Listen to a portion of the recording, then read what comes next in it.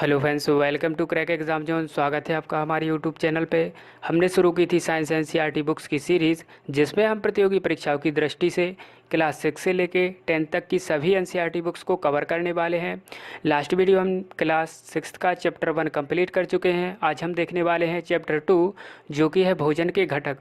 तो भोजन में कौन कौन से पोषक तत्व उपस्थित होते हैं तथा वो हमारे शरीर के लिए क्यों आवश्यक होते हैं, वो सभी हम इस वीडियो में देखने वाले हैं। तो शुरू करते हैं। इससे पहले चैनल को सब्सक्राइब कर लें and press the bell icon, ताकि आपको हमारे चैनल पर आने वाली वीडियो के अपडेट्स मिलते रहें। तो अध्याय 2 है भोजन के घटक। तो भोजन में कौन कौन से पोषक तत्व उपस्थित होते हैं तथा वो हमारे शरीर के लिए क्यों आवश्यक हैं। तो सबसे पहले हम यहाँ पे एक देख लेते हैं कि कुछ राज्यों में विशिष्ट प्रकार के भोजन हैं। तो जैसे पंजाब है, पंजाब में मक्के की रोटी ज़्यादा प्रचलित है, राजमा है, सरसों का साग। आंध्र प्रदेश में चावल, अरहर की दाल, इस प्रकार के भोजन प्रचलित हैं। इसी प्रकार से आप जानते होंगे राजस्थान में दाल बाटी चूरमा ये प्रचलित हैं और वहाँ के लोगों द्वारा बहुत पसंद किए जाते हैं। तो देखते हैं विभिन्न प्रकार के खाद्य पदार्थों में होता क्या है। तो आपको पता होगा कोई भी खाद्य सामग्री है वो हमेशा कच्ची सामग्री से मिलकर बनी होती है। और कच्ची सामग्री हमने देखा था लास्ट वीडियो में कि जो कच्ची सामग्री होती है हमें दो रूप से प्राप्त होती है। एक तो हमें पादपों से प्राप्त होती है और दूसरा हमें जंतुओं से प्राप्त होती है। तो इस प्रकार से एक होती है पादप स्रोत, एक होते हैं जंतु स्रोत। तो इसमें जो विभिन्न प्रकार के पोषक तत्व उपस्थित होते हैं वो हैं आपके कार्बोहाइड्रेट, प्रोटीन, वसा, विटामिन और खनिज लवण। इसके अलावा हम भोजन में रुक्षांश और जल भी लेते हैं। तो ये पोषक तत्व क्या होते हैं इनके बारे में देखते हैं। आपको पता होगा कार्बोहाइड्रेट, कार्बोहाइड्रेट हमारे शरीर को ऊर्जा प्रदान करता है। और प्रोटीन है, प्रोटीन हमारे शरीर की वृद्धि और विकास के लिए आवश्यक है। इसी प्रकार से वसा, वसा भी ऊर्जा देता है। और विटामिन होता है, जो विटामिन हमारे जो शरीर की रोगों से रक्षा करता है। और खनिज लवण होते हैं, ये भी हमारे शरीर के लिए आवश्यक हैं। तो देखेंगे आगे हम पढ़ेंगे ये सभी। तो विभिन्न खाद्य सामग्रियों में ये पोषक तत्व उपस्थित होते हैं। तो हम कैसे पता लगा सकते हैं कि किसी खाद्य सामग्री में कौन सा पोषक तत्व उपस्थित है। तो इसके लिए कुछ विधियां हैं, उनके द्वारा हम पता लगा सकते हैं। तो इसके लिए आपको 3 विलयन की आवश्यकता पड़ेगी: आयोडीन का विलयन, कॉपर सल्फेट और कास्टिक सोडा। तो सबसे पहले हम देखने वाले हैं कार्बोहाइड्रेट का परीक्षण, कि किसी भी खाद्य पदार्थ में हम देख के कैसे बता सकते हैं कि इसमें कार्बोहाइड्रेट उपस्थित है। तो कार्बोहाइड्रेट है जो हमारे शरीर को ऊर्जा प्रदान करता है। तो आपको पता होगा कि चावल में सर्वाधिक मात्रा में कार्बोहाइड्रेट उपस्थित होता है, इसी प्रकार से आलू में भी। और हमारे जो खाद्य पदार्थ होते हैं उसमें प्रमुख रूप से 2 प्रकार के कार्बोहाइड्रेट होते हैं। एक होता है मंड, जिसे अपन स्टार्च भी बोलते हैं, और दूसरा शर्करा या शुगर होता है। तो कार्बोहाइड्रेट के परीक्षण के लिए हमें केवल आयोडीन विलयन की आवश्यकता पड़ेगी। तो देखो कोई भी कच्ची सामग्री, जैसे आलू का परीक्षण कर रहे हैं, आलू में होता है कार्बोहाइड्रेट। तो हम क्या करेंगे, आलू लेंगे या कच्ची सामग्री लेंगे, उसमें तनु जो है आयोडीन विलयन लिया है उसकी 2-3 बूंदें डालते हैं। तो इसको बूंदें डालने के बाद इसका रंग जो है परिवर्तित हो जाता है। तो आपने देखा होगा कि कभी जब हम सब्जी बनाते तो हम आलू को काट के उसमें थाली में थोड़ा पानी भर देते हैं। तो कुछ समय पश्चात क्या होता है, उसका रंग परिवर्तित हो जाता है, कभी कभी नीला हो जाता है। तो यह नीला रंग दर्शाता है कि उसमें कार्बोहाइड्रेट उपस्थित होता है। तो अब हम देखने वाले हैं प्रोटीन के लिए परीक्षण। तो प्रोटीन होता है जो हमारे शरीर की वृद्धि और विकास के लिए आवश्यक होता है। और आपको पता होगा कि प्रोटीन सोयाबीन में सर्वाधिक मात्रा में 45% उपस्थित होता है, जबकि दूध में, अंडा में, इन सभी में भी प्रोटीन उपस्थित होता है। तो प्रोटीन के परीक्षण के लिए हमें कॉपर सल्फेट और कास्टिक सोडा की ज़रूरत पड़ेगी। तो कॉपर सल्फेट मतलब CuSO4 उसका फॉर्मूला है, और caustic soda NaOH, sodium hydroxide. तो सबसे पहले हम जिस जो है खाद्य पदार्थ है उसमें प्रोटीन की उपस्थिति का पता लगाना है, उसका पेस्ट बना लेते हैं या चूर्ण बना लेते हैं और उसे परख नली में डालते हैं। उसके बाद 2 बूंद कॉपर सल्फेट और 10 बूंद कास्टिक सोडा मिलाकर उसको हिलाते हैं। और हिलाने के पश्चात यदि उसका रंग जो है बैंगनी कलर का हो जाता है तो बैंगनी रंग यह दर्शाता है कि उस पदार्थ में प्रोटीन उपस्थित है।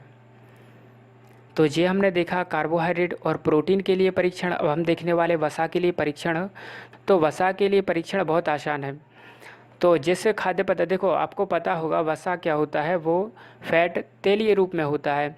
तो इसके लिए क्या करते हैं, जो भी खाद्य पदार्थ है उसमें वसा की उपस्थिति का पता लगाना है, उसे एक कागज़ के टुकड़े में लपेट कर उसे कूटते हैं। तो कूटने के बाद कागज़ के जो है उसमें तेल के धब्बे दिखाई देते हैं, और यह तेल के धब्बे हमें उस पदार्थ में वसा की उपस्थिति का पता बताते हैं। तो इस प्रकार से हम किसी पदार्थ में वसा, कार्बोहाइड्रेट और प्रोटीन की उपस्थिति का पता लगा सकते हैं। अब हम देखने वाले हैं कि ये पोषक तत्व हमारे शरीर के लिए क्यों आवश्यक हैं, इनके क्या कार्य हैं। तो सबसे पहले देखते हैं कार्बोहाइड्रेट। तो कार्बोहाइड्रेट क्या है, मुख्य रूप से हमारे शरीर को ऊर्जा प्रदान करता है। और वसा है, वसा भी हमारे शरीर को ऊर्जा प्रदान करता है। लेकिन आपको पता होना चाहिए कि कार्बोहाइड्रेट और वसा, यदि आप दोनों को समान मात्रा में लेते हैं तो आपको वसा से ज़्यादा ऊर्जा मिलती है कार्बोहाइड्रेट की तुलना में। यदि आप 1 ग्राम वसा लें और 1 ग्राम कार्बोहाइड्रेट को, तो इन दोनों में सबसे ज़्यादा ऊर्जा हमें वसा से प्राप्त होती है। इस प्रकार से वसा और कार्बोहाइड्रेट युक्त भोजन को हम ऊर्जा देने वाला भोजन कहते हैं। यहाँ पे कुछ कार्बोहाइड्रेट के स्रोत दिए हुए हैं, कौन कौन से खाद्य पदार्थों में कार्बोहाइड्रेट उपस्थित होता है। तो आपको पता होगा चावल है, आलू है, इनमें ज़्यादा कार्बोहाइड्रेट होता है। इसी प्रकार से गेहूँ, बाजरा, शकरकंद, गन्ना, पपीता, तरबूज, आम, मक्का, इन सभी में कार्बोहाइड्रेट उपस्थित होता है। तो इनमें से जो जड़ वाले पौधे हैं उनमें जो कार्बोहाइड्रेट उपस्थित होता है वो मंड या स्टार्च के रूप में होता है, जबकि जो गन्ना है, पपीता, मीठी चीज़ हैं, इन सभी में होता है शर्करा या शुगर वाला कार्बोहाइड्रेट। इसी प्रकार से यहाँ पे कुछ वसा के स्रोत दिए हुए हैं, जैसे अंडा, मछली, मांस, मूंगफली, तिल, इन सभी में होता है वसा। इसी प्रकार से यहाँ पे कुछ प्रोटीन के स्रोत दिए हुए हैं, जैसे आपको पता होगा सोयाबीन। सोयाबीन में 45% सर्वाधिक मात्रा में प्रोटीन उपस्थित होता है। और विभिन्न प्रकार की दालें हो गई आपकी, मूंग, चना, तुअर दाल, राजमा, मटर, इन सभी में प्रोटीन उपस्थित होता है। और पनीर, मछली, मांस, अंडा, इन सभी में प्रोटीन ही उपस्थित होता है। यहाँ पे कुछ विटामिन के स्रोत भी दिए हुए हैं, तो उनके बारे में हम आगे देखने वाले हैं। तो आपको बता दें, प्रोटीन युक्त भोजन को प्रायः शरीर वर्धक भोजन कहते हैं, क्योंकि यह हमारे शरीर की वृद्धि, मसल्स के निर्माण के लिए आवश्यक है। अब विटामिन की बात करें, विटामिन हमारे शरीर की जो है रोगों से रक्षा करता है। यदि हमारे शरीर में किसी भी प्रकार के विटामिन की कमी हो जाती है तो हमें विभिन्न प्रकार के रोग हो जाते हैं। विटामिन हमारी जैसे आँखों, अस्थियों, दांत, मसूड़ों, इन सभी को स्वस्थ रखने में सहायता करते हैं। विटामिन कई प्रकार के होते हैं, जैसे vitamin A, vitamin V, vitamin C, vitamin D, E और विटामिन के। जबकि विटामिन बी होता है चाहे कॉम्प्लेक्स रूप में कई रूपों में होता है, जैसे vitamin B1, vitamin B2, B3, B5, B6, B11, इस प्रकार से ये कॉम्प्लेक्स रूप में होता है। तो यहाँ पे कुछ विटामिन दिए हुए हैं, जैसे विटामिन ए है। तो विटामिन ए ये हमारी आँखों और त्वचा को स्वस्थ रखने में सहायता करते हैं। तो आपको पता होगा यदि किसी को विटामिन ए की कमी हो जाती है तो उसकी दृष्टि कमज़ोर हो जाती है। तो इसके लिए हमें ज़्यादा मात्रा में गाजर लेना चाहिए, पपीता, आम, क्योंकि इन सभी में विटामिन ए उपस्थित होता है। इसी प्रकार से विटामिन वी के दिए हुए हैं चावल, गेहूँ, यकृत, जो लिवर होता है उसमें विटामिन वी होता है। और विटामिन सी सामान्यतः खट्टे फलों में होता है, जैसे संतरा है, टमाटर है, अमरूद, मिर्ची में भी विटामिन सी होता है, और नींबू आंवला में तो विटामिन सी होता ही है। इसके अलावा विटामिन डी वैसे तो हमें जो है सूर्य के प्रकाश से प्राप्त हो जाता है। हमारा शरीर सूर्य के प्रकाश की उपस्थिति में विटामिन डी बनाने में सक्षम है, लेकिन मछली, अंडा, दूध, मक्खन, इन सभी में भी विटामिन डी उपस्थित होता है। अब यहाँ पे दिया विटामिन ए हमारी त्वचा और आँखों को स्वस्थ रखता है, और विटामिन सी जो है रोगों से लड़ने में हमारी मदद करता है, मसूड़ों को भी स्वस्थ रखता है। और विटामिन डी है जो हमारे शरीर में जो अस्थि और दांतों को कैल्शियम का उपयोग करने में सहायता करता है।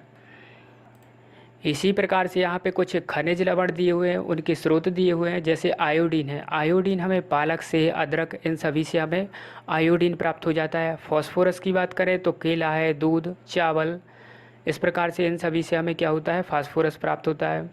और लोहे के स्रोत बताएं आयरन के, तो आयरन आपको पता होगा पालक में सर्वाधिक मात्रा में आयरन उपस्थित होता है। इसी प्रकार से सेब में भी उपस्थित होता है। कभी कभी जब हम सेब को काट के रख देते हैं तो वह वायु की उपस्थिति में थोड़ा रेड कलर का हो जाता है, तो यह उसमें आयरन की उपस्थिति के कारण होता है। इसी प्रकार से अमरूद, तो इन सभी में आयरन उपस्थित होता है। कैल्शियम, कैल्शियम आपको पता होगा दूध में कैल्शियम होता है। इसी प्रकार से अंडे में भी कैल्शियम उपस्थित होता है। तो ये सभी खनिज लवण भी हमारे शरीर के लिए आवश्यक हैं। तो यहाँ पे दिया है विटामिन डी के बारे में कि हमारा शरीर सूर्य के प्रकाश की उपस्थिति में विटामिन डी बना सकता है। तो इन सभी पोषक तत्वों के अलावा हमारे शरीर को रोगक्षांश और जल की भी आवश्यकता होती है। तो रोगक्षांश क्या है, इसके बारे में देखते हैं। रोगक्षांश होता है जो हमारे भोजन को पचाने में तथा उसे पचे हुए भोजन को बाहर निकालने में सहायता करता है। इसी प्रकार से जल का उपयोग है। जल जो है हमारे शरीर में जो अपशिष्ट पदार्थ बनते हैं, पाचन के पश्चात जो भी अपशिष्ट पदार्थ बनते हैं उनको मूत्र और पसीने के रूप में शरीर से बाहर निकालने में सहायता करता है। और जो कि बचा हुआ भोजन है उसे हमारे शरीर को अवशोषित करने में भी सहायता करता है। तो इस प्रकार से हमने देखा हमारे शरीर को स्वस्थ रहने के लिए विभिन्न प्रकार के पोषक तत्वों की आवश्यकता है। इसके अलावा यह पोषक तत्व उपस्थित होने के साथ साथ भोजन में और भोजन को उचित तरीके से पकाना भी आवश्यक है। जैसे कभी कभी हम कुछ सब्जियों को बनाने के लिए उनके छिलके उतार देते हैं। हो सकता है कि उन छिलकों में कुछ विटामिन, खनिज लवण उपस्थित हो और वो छिलके उतारने के कारण हम ग्रहण नहीं कर पाते। इसी प्रकार से कभी कभी हम चावल, दाल बनाते हैं तो इन्हें बार बार धोने के कारण उसमें उपस्थित विटामिन और खनिज लवण जो होते हैं वो नष्ट हो जाते हैं, पानी के रूप में जो है बह जाते हैं अलग, हम यदि उस पानी को सब्जी में उपयोग नहीं करते तो। अब हम देखने वाले हैं संतुलित आहार क्या है। तो संतुलित आहार उस आहार को बोलते हैं जिसमें हमने ये सभी पोषक तत्व पढ़े, ये सभी पोषक तत्व पर्याप्त मात्रा में उपस्थित हो, ना कोई ज़्यादा हो और ना ही उसकी कोई कमी हो। तो इस प्रकार के भोजन को हम संतुलित भोजन कहते हैं, जिसमें सभी प्रकार के खनिज लवण और वसा, विटामिन्स, कार्बोहाइड्रेट ये सभी उपस्थित हो, जल और रोगक्षांश भी उपस्थित हो, तो इसे हम बोलते हैं संतुलित आहार। तो आपको पता होना चाहिए विटामिन सी के बारे में कि विटामिन सी होता है उसे हम पकाने के कारण गर्मी से नष्ट हो जाता है। यहाँ पे एक बच्चा दिया हुआ है, इसे पता चला जबकि कार्बोहाइड्रेट और वसा यदि हम समान मात्रा में लेते हैं तो वसा हमें ज़्यादा ऊर्जा देता है। तो इसने सोचा हम वसा वाला भोजन ज़्यादा लें, तो इसने तली हुई चीज़ें जैसे समोसा, पूरी, मलाई, रबड़ी, पेड़ा, इन सभी में सर्वाधिक मात्रा में वसा होता है, ये सभी ग्रहण करना इसने शुरू किया। तो जिससे यह अधिक देखो मोटा हो गया। तो इस प्रकार से अधिक वसायुक्त तो भोजन हमारे लिए हानिकारक भी हो सकता है और अत्यधिक मोटापे का कारण बन जाता है। अब हम देखने वाले हैं अभावजन्य रोग। तो जो अभाव के कारण होते हैं भोज्य पदार्थ में, जो हमारे पोषक तत्व उपस्थित नहीं रह पाते हैं, तो इनके अभाव के कारण हमें ये रोग हो जाते हैं। यदि हमारे भोजन में लंबी अवधि तक कोई विशिष्ट प्रकार का पोषक तत्व अनुपस्थित है तो हमें इस प्रकार के रोग हो सकते हैं। यदि कोई व्यक्ति पर्याप्त मात्रा में प्रोटीन नहीं ले रहा है तो क्या होगा, उसकी वृद्धि अवरुद्ध हो जाएगी। ये और इसी प्रकार से यदि कोई व्यक्ति प्रोटीन और कार्बोहाइड्रेट दोनों ही पर्याप्त मात्रा में नहीं ले रहा है, तो आपको पता होगा प्रोटीन हमारे वृद्धि और विकास के लिए आवश्यक है और कार्बोहाइड्रेट ऊर्जा देता है। जब ये दोनों ही नहीं रहेंगे भोजन में तो इस प्रकार से उसकी वृद्धि जो है पूरी तरह से अवरुद्ध हो जाएगी और वह बहुत दुबला पतला हो जाएगा। तो इस प्रकार से हमें संतुलित आहार लेना चाहिए जिसमें सभी प्रकार के पोषक तत्व उपस्थित हो। तो हमें पता है विटामिन क्या होते हैं, हमारे शरीर की जो है रोगों से रक्षा करते हैं। तो हम देखते हैं यदि हमारे शरीर में विटामिन की कमी हो जाती है तो कौन कौन से रोग हो सकते हैं। तो देखते हैं विटामिन और खनिज लवण के अभाव के कारण जो रोग हो जाते हैं। तो विटामिन ए दिया है, तो विटामिन ए होता है, इसकी कमी से हमारी दृष्टि कमज़ोर हो जाती है। इससे होता है रोग कौन सा, रतौंधी होता है, जो कि रात में कभी कभी हमें कम दिखाई देता है।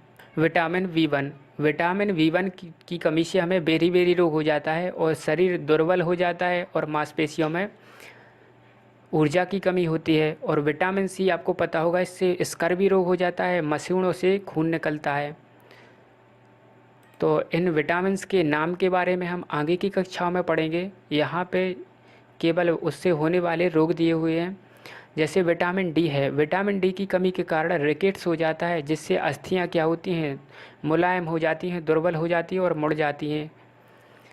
और कैल्शियम की कमी के कारण जो है अस्थियाँ कमज़ोर हो जाती हैं, दंत क्षय हो जाता है, दांत जल्दी गिर जाते हैं। तो कमज़ोर अस्थियाँ और दंत क्षय इसके जो है लक्षण होते हैं। और लोहा, जिसे आयरन बोलते हैं, आयरन की कमी के कारण हमें एनीमिया या रक्ताल्पता हो जाती है, और जिससे हमारा शरीर क्या है, कमज़ोर हो जाता है। और आयोडीन बहुत इंपॉर्टेंट है, आयोडीन की कमी के कारण हमें घेंगा या ग्वाइटर रोग हो जाता है। क्या होता है इसमें, गर्दन की जो है ग्रंथि फूल जाती है। तो बच्चों में और मानसिक विकलांगता भी हो जाती है। आपको पता होना चाहिए कि हमारे भोजन में आयोडीन पर्याप्त मात्रा में होना चाहिए, क्योंकि यह हमारी सोच को विकसित करता है, मानसिकता को विकसित करता है। तो इस प्रकार से हमने देखा कि हमारे भोजन में कौन कौन सी पोषक तत्व, खनिज लवण उपस्थित होते हैं, और इनको ना लेने से हमें कौन कौन से रोग हो सकते हैं। इस प्रकार से यह चैप्टर हमारे कॉम्पिटिटिव एग्ज़ाम्स की दृष्टि से बहुत इंपॉर्टेंट है। अब हम देख लेते हैं हमने इसमें कौन कौन से फैक्ट्स पढ़े हैं और हमारे एग्ज़ाम्स के लिए क्या क्या इम्पोर्टेंट है।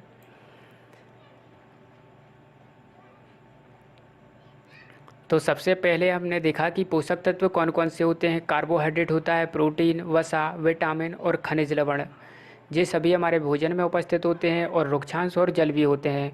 तो कार्बोहाइड्रेट मुख्य रूप से शरीर को ऊर्जा देता है, प्रोटीन हमारे शरीर के वृद्धि विकास के लिए आवश्यक है, वसा भी ऊर्जा देता है, और विटामिन क्या होता है, विटामिन हमारे शरीर की रोगों से रक्षा करता है। और इसी प्रकार से आगे हमने देखा कि कार्बोहाइड्रेट का परीक्षण हम कैसे कर सकते हैं। तो कार्बोहाइड्रेट के परीक्षण के लिए हमें आयोडीन की आवश्यकता पड़ती है, और यदि इसका रंग क्या नीला या काला हो जाता है तो यह कार्बोहाइड्रेट की उपस्थिति को दर्शाता है। इसी प्रकार से प्रोटीन के परीक्षण के लिए हमें कॉपर सल्फेट और कास्टिक सोडा की आवश्यकता पड़ती है, और यदि इससे विलयन का रंग बैंगनी हो जाता है तो यह प्रोटीन की उपस्थिति का दर्शाता है। और वसा का परीक्षण बहुत ही आसान है, इसमें केवल कागज़ में उस पदार्थ को रख के हम उसको कूटते हैं। तो यदि उस कागज़ पर तेल के धब्बे दिखाई देते तो यह दर्शाता है कि उसमें क्या है, वसा है। तो हमने और आगे हमने देखा कि कार्बोहाइड्रेट और वसा युक्त भोजन क्या कहलाते हैं, ये होते हैं ऊर्जा देने वाले भोजन, ये हमें ऊर्जा देते हैं। और एक और इम्पोर्टेंट बात है हमने देखी कि वसा और कार्बोहाइड्रेट दोनों की तुलना में यदि समान मात्रा में दोनों हम लें तो वसा में अधिक ऊर्जा मिलती है। यहाँ पे कुछ कार्बोहाइड्रेट के स्रोत भी दिए हुए हैं। इसमें सर्वाधिक मात्रा में जो हमें पता होना चाहिए, जैसे चावल है, चावल में सर्वाधिक मात्रा में कार्बोहाइड्रेट होता है। इसी प्रकार से आलू और गन्ना। आगे देखने वाले वसा के स्रोत, तो वसा तो आपको पता है मूंगफली, इनमें तो होता ही है, अंडा है, मछली, मांस, इन सभी में भी होता है। इसके अलावा विटामिन ए बहुत इम्पोर्टेंट है, गाजर में विटामिन ए होता है, और पपीता और आम में भी होता है, इसमें गाजर बहुत इम्पोर्टेंट है। इसी प्रकार से विटामिन बी चावल, गेहूँ में, विटामिन सी नींबू और आंवला, इनमें तो आपको पता ही होना चाहिए। इसके साथ ही संतरा, मिर्च, टमाटर में भी होता है। इसके अलावा विटामिन डी मछली, अंडे, इनमें होता है। और यहाँ पे देख लेते हैं जैसे आयरन तो पालक में सर्वाधिक मात्रा में होता है, और सेब में भी। तो इस प्रकार से ये सभी हमने चैप्टर कंप्लीट किया। संतुलित आहार के बारे में देखा, अभावजन्य रोग, और इस प्रकार के जो रोग होते हैं इनकी रोकथाम की जा सकती है संतुलित आहार लेके। इसी प्रकार से हमने ये देखे सभी विटामिन्स और खनिज लवण हैं, जो इनकी जो है कमी के कारण हमें कौन कौन से रोग हो सकते हैं। विटामिन ए के कारण रतौंधी हो जाता है, vitamin C scurvy, vitamin D rickets, और आयोडीन की कमी से घेंगा, और लोहे की कमी के कारण एनीमिया रोग हो जाता है। तो इस प्रकार से हमारा चैप्टर 2 कंप्लीट होता है प्रतियोगी परीक्षाओं की दृष्टि से। वीडियो अच्छी लगी हो तो चैनल को सब्सक्राइब कर लें और जुड़े रहिए हमारे चैनल के साथ प्रतियोगी परीक्षाओं की परफेक्ट तैयारी के लिए। तो मिलते हैं अगली वीडियो में। धन्यवाद।